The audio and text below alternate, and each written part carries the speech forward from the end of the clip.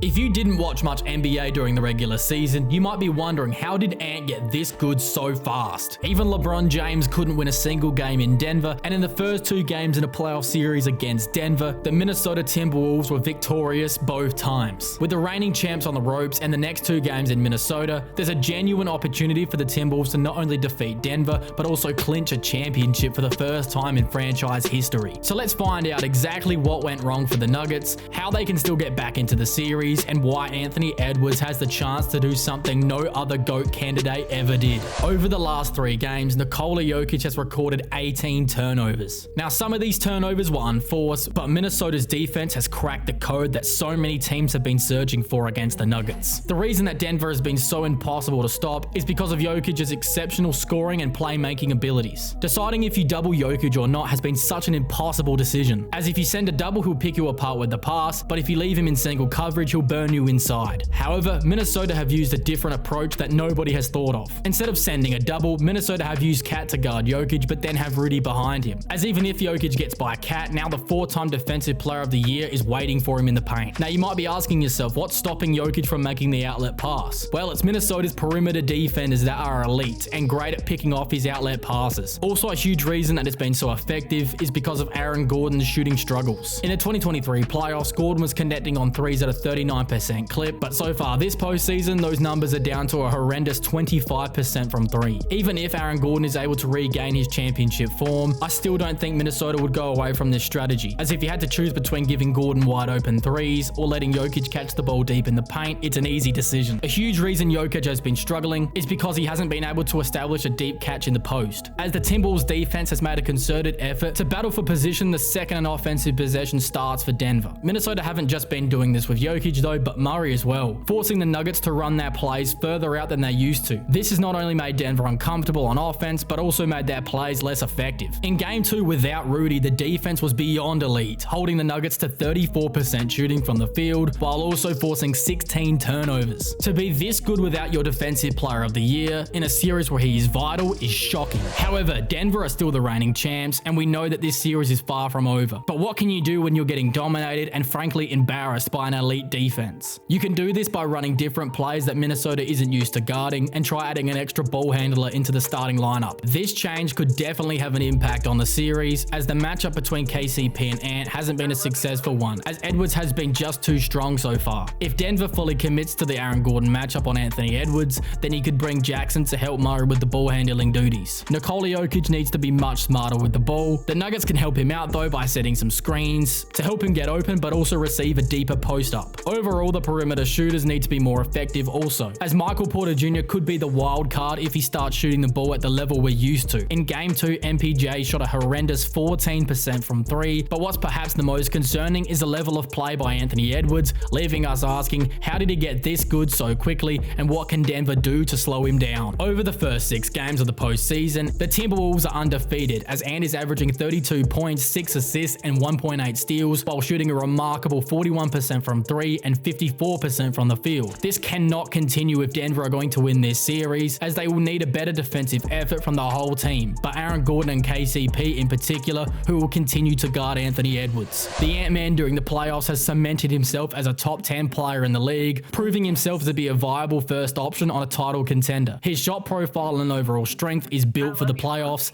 as he's able to finish through contact while connecting on mid-range jumpers, which become more available in the playoffs. With the added level of play by Anthony Edwards, Denver will need to make him at least less effective, and I'll show you how the champs will do this. Anthony Edwards must not be allowed to blow by you, as even though Nikola Jokic is an underrated defender, he can't stop Anthony Edwards at the rim, while you also don't want him getting in foul trouble. Sending double teams to force the ball out of Ant's hands is the only likely option in my mind. But the question always arises, who do you double off of? Well, the Nuggets actually have a very good option, as they should strongly consider doubling off of Jaden McDaniels, which would in turn force him to make plays, as even though he had a 25-point game against the Suns, he's only shooting 21% from 3 and 40% from the field overall, and perhaps most damning is the fact he doesn't get many touches but still averages a turnover a game. If Denver can find the right times to send double teams from McDaniels, they could throw Edwards off his rhythm and as a result turn the series around. But this is so much more than just a playoff series, as Anthony Edwards has a chance to do something even Michael Jordan wasn't able to accomplish, and that's win a championship at the age of 22. Michael Jordan won his first title in 1991 at the age of 26. 97, as MJ was unable to beat Larry Bird's Celtics and the late 80s Pistons. However, there's no doubt that this Denver Nuggets team is just as much of a challenge as the Celtics were, as Anthony Edwards is already doing something Jordan wasn't able to do, and that's get out of the first round. As of right now, the comparisons in similar playstyle are fair, but Edwards still has everything to prove before he can be considered amongst the game's all-time greats. To think that this is the toughest series the Timberwolves will face is scary, but the truth is OKC and Dallas aren't as good, and even the Celtics aren't better than the Nuggets. Celtics fans should be terrified of what will come out of the Western Conference, as this Timberwolves team is a different beast compared to the level of competition they're currently facing in the East.